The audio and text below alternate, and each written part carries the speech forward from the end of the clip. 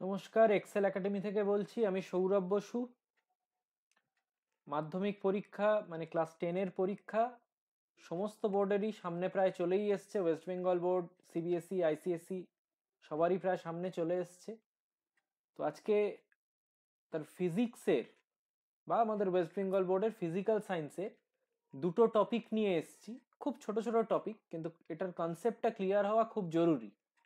তো যাদের এখনো এইটার সম্পর্কে কনসেপ্ট ক্লিয়ার হয়নি, তারা এই ভিডিওটা দেখলে তাদের কনসেপ্টটা ক্লিয়ার হয়ে যাবে। সেই জন্য এই ভিডিওটা নিয়ে এসেছি।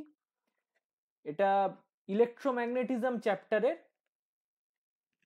বা তড়িৎ চুম্বক চ্যাপ্টারের বা তড়িৎ চুম্বকীয় ফল, তড়িতের চুম্বকীয় ফল, এই জাতীয় চ্যাপ্টারের দুটো টপিক। একটা হচ্ছে অ্যাম্পিয়ারের সন্তরণ নিয়ম বা অ্যাম্পিয়ার্স সুইমিং রুল, আর একটা হচ্ছে রাইট হ্যান্ড গ্রাস্প রুল বা দক্ষিণ হস্ত মুষ্টি নিয়ম বাংলায় বললে।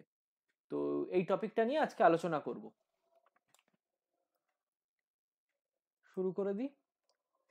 প্রথমেই হচ্ছে অ্যাম্পিয়ার্স সুইমিং রুল বা অ্যাম্পিয়ারের সন্তরণ নিয়ম। এটাতে যেটা বলা হয় যে এটা এই সমস্ত এই যে রুলগুলো, এই রুলগুলো মূলত তড়িৎ প্রবাহের চৌম্বকীয় ফলের উপর ডিপেন্ডেন্ট। মানে ইলেকট্রিসিটির ফলে আমরা যে ম্যাগনেটিক ফিল্ড পাই, ইলেকট্রিক কারেন্টের ফলে আমরা যে ম্যাগনেটিক ফিল্ড পাই, সেইটার ওপর এই রুলগুলো তৈরি করা। সেই কি ধরনের ম্যাগনেটিক ফিল্ড পাই, তার ডিরেকশনটা কিরম হবে ইত্যাদির ওপর বেস করে আমরা এগুলো পাই। তো আমি যদি অ্যাম্পিয়ারের সুইমিং রুলটা বা অ্যাম্পিয়ারের সন্তরণ সূত্রটা যদি আলোচনা করি, তাহলে এটাতে বলা হয় যে যদি কোনো সুইমার বা সাঁতারু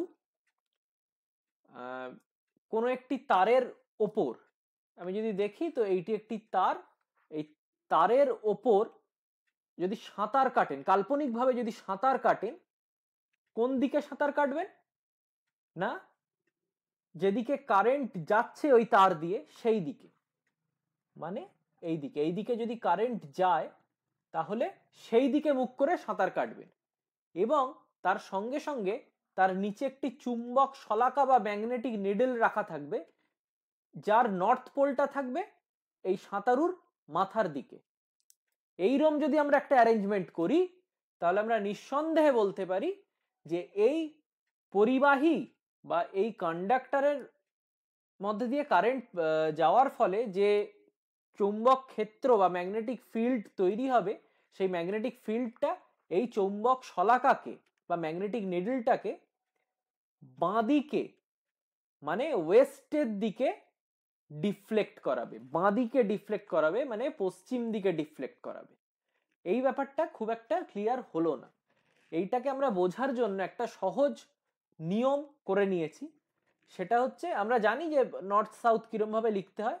সেটা হচ্ছে, এটা যদি নর্থ হয় তাহলে তার নিচেরটা হবে সাউথ, আর তার ডান দিকটা হবে ইস্ট, আর বাম দিকটা হবে ওয়েস্ট। ঠিক আছে? তো এইবারে আমি যদি এই চুম্বক শলাকা বরাবর এই নর্থ সাউথটাকে যদি আঁকতে চেষ্টা করি, তাহলে সেটা কিরম হবে? সেটা হবে এই রকম। নর্থ এদিকে, তার উল্টো দিকে হবে সাউথ, আর এইটার এই নর্থ সাউথ লাইনের বাঁ দিকে হবে ইস্ট, আর নিচের দিকে হবে ওয়েস্ট। আমরা এই ছবিটা মনে রাখবো। এই নিচের এই যে ছবিটা যেটা আঁকলাম, সেটাকে আমরা মনে রাখবো এটা বোঝার জন্য। আর একটা ওয়ার্ড ব্যবহার করে আমরা এটা বুঝে থাকি জেনারেলি, সেটা হচ্ছে স্নো। এটার মানে কি? স্নো এর মানে হলো কারেন্ট যাবে, এই তারের মধ্যে দিয়ে কারেন্ট যাবে from the south of the magnetic needle to the north of the magnetic needle. আমরা যদি এই ছবিটাতে দেখি, কারেন্ট কোন দিক থেকে কোন দিকে যাচ্ছে না, এই ম্যাগনেটিক নিডলের সাউথের দিক থেকে ম্যাগনেটিক নিডলের নর্থের দিকে এই কারেন্টটা যাচ্ছে, দক্ষিণ থেকে উত্তরের দিকে। কারণ এই ছবিতে আমি দেখেছি যে দক্ষিণটা এইদিকে পড়ছে আর উত্তরটা এইদিকে পড়ছে, নর্থটা। তো সাউথ টু নর্থ কারেন্ট যাবে, এটা হচ্ছে কারেন্ট ডিরেকশন। Current direction. আর ওভার, ওভার মানে the where the war is over the needle। নিডলের ওপরে তারটা থাকবে, নিডলটা তারের নিচে থাকবে এবং তার ওপর, এই নিডলের ওপর থেকে তারটা যাবে। নিডল নিচে তার উপরে, সেইটা বলছে যে এই ও দিয়ে ওভার। তাহলে ডাব্লিউ দিয়ে কি বলছে না এরম যদি কন্ডিশন হয় তাহলে ম্যাগনেটিক নিডলটা ওয়েস্টের দিকে ডিফ্লেক্ট করবে। ওয়েস্ট মানে আমরা দেখছি নিচের দিকে, ওয়েস্টের দিকে ডিফ্লেক্ট করছে, যেমনটা এদিকে করলো। এই যে নর্থ সাউথ, এদিকে ছিল নর্থ, এদিকে ছিল সাউথ, সাউথ থেকে নর্থের দিকে কারেন্ট যাচ্ছিল, তাই জন্য ওয়েস্টের দিকে বা এই দিকে ডিফ্লেক্ট করলো ম্যাগনেটিক নিডলটা। তো এইটা দিয়ে আমরা মনে রাখি অ্যাম্পিয়ারের সুইমিং রুলটা। এবার আমরা দেখব যে এটা কিভাবে চেঞ্জ করে, এটা বিভিন্ন কন্ডিশনে কিভাবে চেঞ্জ করে সেটা আমরা দেখে নেব। এখানে আমি চারটে কন্ডিশন নিয়েছি। প্রথমটা আমি ধরে নিই যে ওই আমরা যেটা পড়লাম এক্ষুনি সেই কন্ডিশনটাই, যে এই সাউথের দিক থেকে নর্থের দিকে যাচ্ছে কারেন্ট, মানে ম্যাগনেটিক নিডলের সাউথের দিক থেকে ম্যাগনেটিক নিডলের নর্থের দিকে যাচ্ছে, মানে এই ডিরেকশনে যাচ্ছে কারেন্ট। তাহলে এই যে এই সুইমার তার বাঁ হাতের দিকে, এই সুইমারের বাঁ হাতের দিকে মানে ওয়েস্টের দিকে এই ম্যাগনেটিক নিডল ডিফ্লেক্ট করবে এই দিকে, এটা হচ্ছে ওয়েস্ট। এটাই হচ্ছে অ্যাম্পিয়ারের সন্তরণ সূত্র বা অ্যাম্পিয়ার্স সুইমিং রুল, যে এই সুইমারের বাঁ হাতের দিকে ডিফ্লেক্ট করবে। হ্যাঁ, তো এই রকম অ্যারেঞ্জমেন্টে সুইমারের বাঁ হাতের দিকে ডিফ্লেক্ট করবে। এবার আমরা অ্যারেঞ্জমেন্টগুলোকে পাল্টে দিচ্ছি, দিয়ে দিয়ে দেখছি যে কিরম হয়। প্রথমে আমি কি পাল্টালাম না কারেন্টের ডিরেকশনটাকেই পাল্টে দিলাম। এতক্ষণ আমরা দেখেছিলাম যে সাউথ টু নর্থ কারেন্ট যাচ্ছিল, এখন দেখছি নর্থ টু সাউথ কারেন্ট যাচ্ছে। অথচ তারটাই ওয়্যারটা অ্যাভাব দ্য নিডল আছে, তার মানে আমার দুটো condition, wire above needle, above needle, এটা একটা কন্ডিশন। আর current south to north, current south to north, এই দুটো কন্ডিশন, এই দুটো কন্ডিশনই ঠিক হলে তবে ওয়েস্টে মুভ করবে বা সুইমারের বাঁ হাতের দিকে মুভ করবে নিডলটা। এই দুটো কন্ডিশনই কারেক্ট। আমি যে প্রথম ছবিতে দেখি যে দুটো কন্ডিশনই কারেক্ট, ওয়্যারটা নিডলের ওপরে আছে এবং কারেন্টটা সাউথ টু নর্থ যাচ্ছে, প্রথম কন্ডিশন, এটা হচ্ছে 1 নম্বর কন্ডিশনে। হ্যাঁ, তাই জন্য ওয়েস্টের দিকে মুভ করেছিল, কোনো অসুবিধা ছিল না। এবার সেকেন্ড কন্ডিশনে দেখি এই ওয়্যারটা নিডলের ওপরে আছে, ঠিক আছে, তার মানে এই কন্ডিশনটা কারেক্ট আছে। কিন্তু সেকেন্ড কন্ডিশনটা কি আছে, কারেন্টটা সাউথ টু নর্থ যাচ্ছে কি ওয়্যারের, না নর্থ টু সাউথ যাচ্ছে, তার মানে সেকেন্ড কন্ডিশন ইজ ফলস। যদি এরম হয় যে একটা কন্ডিশন ট্রু একটা কন্ডিশন ফলস, তাহলে এটার ওয়েস্টের দিকে মুভ করবে না, এটা এই ম্যাগনেটিক নিডলটা ইস্টওয়ার্ড মুভ করবে, ইস্টওয়ার্ড মুভমেন্ট করবে, মানে উল্টো দিকে ঘুরে যাবে, সাঁতারুর বা সুইমারের ডান হাতের দিকে ঘুরবে তখন। এইটা একটা কন্ডিশন গেল। আচ্ছা, এবারে অন্য আরেকটা কন্ডিশন দেখি, যে ম্যাগনেটিক নিডলের সাউথ টু নর্থ কারেন্ট যাচ্ছে, কোনো অসুবিধা নেই, এইদিকে সাউথ আছে এদিকে নর্থ আছে, সাউথ টু নর্থ কারেন্ট যাচ্ছে, কিন্তু ম্যাগনেটিক নিডলটাই ওপরে রয়েছে, ম্যাগনেটিক নিডলটা ওপরে রয়েছে, তার মানে ওয়্যারটা অ্যাভাব দ্য নিডল নেই, ওয়্যারটা বিলো দ্য নিডল রয়েছে। সেরম ক্ষেত্রে তাহলে এই first condition wire above the needle না, সেটা আমি ক্রস করে দিলাম, যে তারটা নিডলের ওপরে নয়, তারটা নিডলের নিচে আছে, আর কারেন্ট সাউথ থেকে নর্থ যাচ্ছে, ইয়েস। তার মানে এখানেও আমরা দেখছি যে দুটো কন্ডিশনের মধ্যে একটা ট্রু একটা ফলস, তো সেক্ষেত্রেও কি হবে, উল্টো দিকে মুভমেন্ট হবে, মানে ওয়েস্টে মুভমেন্ট হবে না, বা সাঁতারুর বাঁ হাতের দিকে মুভমেন্ট হবে না, সাঁতারুর ডান হাত বা ইস্টে মুভমেন্ট হবে ম্যাগনেটিক নিডলটার। এটা গেল।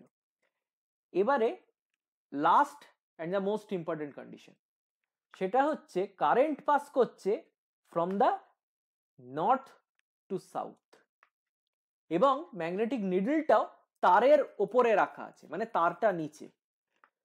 তাহলে কি হলো না ওয়্যার অ্যাবভ দ্য নিডল, না ক্রস। আচ্ছা, কারেন্ট সাউথ টু নর্থ, না সেটাও ক্রস। দুটো কন্ডিশনই ফলস আসছে আমাদের এখানে।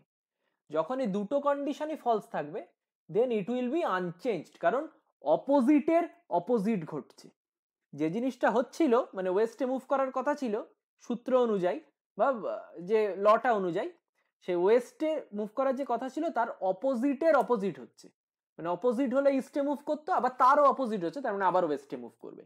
তার মানে এক্ষেত্রে কি হবে, এক্ষেত্রে সেই বাঁ হাতের দিকে বা ওয়েস্টের দিকেই মুভ করবে। তো এইটা ছিল চারটে কন্ডিশন, এই চারটে কন্ডিশন বুঝলে তবে অ্যাম্পিয়ার্স সুইমিং রুলটা বোঝা কমপ্লিট হয়। এটা গেল অ্যাম্পিয়ারের সন্তরণ নিয়ম।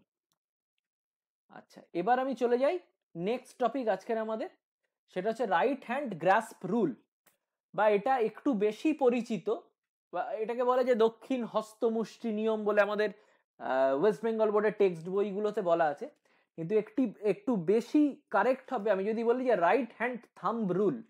রাইট হ্যান্ড থাম্ব রুল এটা ম্যাক্সওয়েল দিয়েছিলেন, বা ম্যাক্সওয়েলের কর্ক স্ক্রু রুলও বলতে পারি, সেটা অতটা যদিও নামটা প্রচলিত নয়, কিন্তু রাইট হ্যান্ড থাম্ব রুল অর্থাৎ এই কথাটা খুবই প্রচলিত, রাইট হ্যান্ড থাম্ব রুল।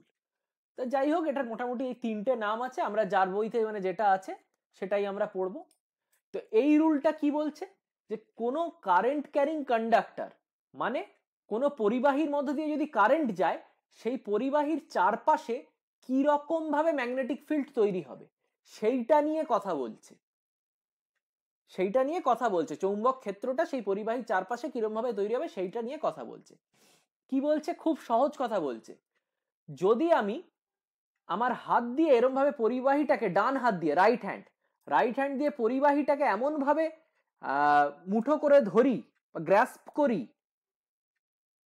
যে আমার বুড়ো আঙুলের দিকে কারেন্ট যাবে পরিবাহী দিয়ে, অর্থাৎ কিনা পরিবাহী দিয়ে যেদিকে কারেন্ট যাচ্ছে সেদিকে আমি আমার বুড়ো আঙুলটাকে এইভাবে রেখে যদি পরিবাহীটাকে জড়িয়ে ধরি বা গ্রাস্প করে ধরি, তাহলে আমার এই বাকি আঙুলগুলো যে ডিরেকশনে মুভ করছে, অর্থাৎ কিনা এই ডিরেকশনে, আমি ম্যাগনেটিক ফিল্ডটা পাবো, মানে ম্যাগনেটিক ফিল্ডটা এই ডিরেকশনে ঘুরবে পরিবাহীকে কেন্দ্র করে। তো এইটা হচ্ছে রাইট হ্যান্ড গ্রাস্প রুলের মেন কথা, এটাই বোঝার। আমি দেখছি যে এই ডিরেকশনে কারেন্ট যাচ্ছে, এখানে আমার বুড়ো আঙুলটাও আছে এই ডিরেকশনে, বা থাম্বটা আছে, তাহলে আমি আঙুলগুলো আমার কি হচ্ছে না এই ডিরেকশনে মুভ করছে, তার মানে ম্যাগনেটিক ফিল্ডটাও আমার এই ডিরেকশনে মুভ করবে, magnetic field will move in this direction. আমি এটাকে এইচ দিয়ে লিখছি, অসুবিধা নেই, বা বি দিয়েও লিখতে পারি, ম্যাগনেটিক ফিল্ড লাইন্সটাকে বোঝাবে, সুবিধা হবে। বি দিয়ে লিখি কারণ ক্লাস 10 লেভেলে তো বিটার কনসেপ্টই বেশি আছে। তো এইটা হলো ব্যাপার। তো এইটা বলছে যে রাইট হ্যান্ড গ্রাস্প রুল। এবার যদি উল্টো দিকে যেত, মানে আমি যদি তারটা এরম আছে, এটা তো দেখছিলাম যে এদিকে কারেন্ট যাচ্ছে, এবার যদি এদিকে কারেন্ট যায় তাহলে কি হবে, আমি আমার বুড়ো আঙুলটাকে সেই ডিরেকশনে রাখবো, সেই ডিরেকশনে বুড়ো আঙুলটাকে রেখেই তারটাকে জড়িয়ে ধরবো, ধরলে যে ডিরেকশনে আমার এই আঙুলগুলো, বাকি আঙুলগুলো মুভ করবে, সেই ডিরেকশনে আমি ম্যাগনেটিক ফিল্ড পাবো, তার মানে এটাতে যা পাচ্ছি তার উল্টো দিকে পাবো। তো এটা very easy thing to understand, একটু মন দিয়ে বুঝলেই হয়ে যাবে। এইবার একটা প্রশ্ন, এই তারের তলায় আমি যদি এই ম্যাগনেটিক নিডল বা চৌম্বক শলাকা রাখি তাহলে কি ঘটবে? এই ম্যাগনেটিক ফিল্ডটা যে ঘুরছে, এটা আসলে কি ঘুরছে, ম্যাগনেটের নর্থ পোলটা চলেছে।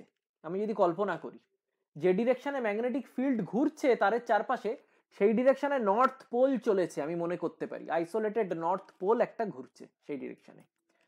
এবার এর ফলে কি হবে, আমি যদি এই নিডলটাকে একটু মুভ করিয়ে এর তলায় নিয়ে চলে যাই, তাহলে কিরম ঘটনাটা ঘটবে, নিডলটা কোন দিকে ডিফ্লেক্ট করবে, আমি এখানটাতে রাখলাম এটাকে, নিডলটা তাহলে কোন দিকে ডিফ্লেক্ট করবে আমি দেখতে পাচ্ছি।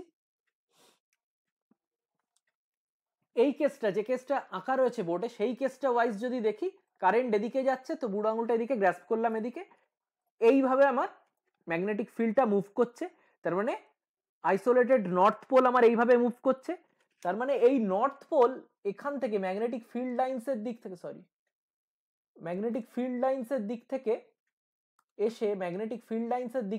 এসে এইটা নর্থ পোলে হিট করছে ধীরে ধীরে। এবার আমরা জানি যে নর্থ পোল মানে সিমিলার পোল রিপেলস, তো কি হবে যে এই নর্থ পোল যখন এই চৌম্বক শলাকা বা ম্যাগনেটিক নিডলের নর্থ পোলে যখন ধাক্কা মারবে, তখন ম্যাগনেটিক নিডলটা will deflect in left hand side বা ওয়েস্ট, যেটা আমি আগে বলছিলাম অ্যাম্পিয়ার্স সুইমিং রুলে এইটা দিয়ে করা যায়, মানে আমি দুটো রুলকে একটা সামঞ্জস্যে আনতে পারি আমি যদি এইভাবে ভাবতে শিখি। তো এইটা গেল, যাই হোক দুটো রুলই আজকে আমরা কভার করলাম। এবং দুটো রুলকে কিভাবে সামঞ্জস্যে আনতে পারি সেটাও দেখলাম, একসাথে কিভাবে ভেবে দেখতে পারি। তো সুতরাং আমি আশা করছি যে আর ভুল হবে না যে ম্যাগনেটিক নিডলের পজিশন ওয়াইজ বা কারেন্টের ডিরেকশন ওয়াইজ কিভাবে ম্যাগনেটিক নিডলটা বা চৌম্বক শলাকাটা ডিফ্লেক্ট করবে। হ্যাঁ, তো সেইটা আমার আর ভুল হবে না বলে আশা করি। তো আজকে এই পর্যন্তই। এরপরে আরো ছোট ছোট এই ধরনের টপিক নিয়ে আসবো যেগুলো বোঝার একটু অসুবিধা কিন্তু সহজেই বোঝা যায় যদি একটু মন দেয়া যায়। আজ এই পর্যন্তই। নমস্কার, সবার পরীক্ষা ভালো হোক। ব্যাস।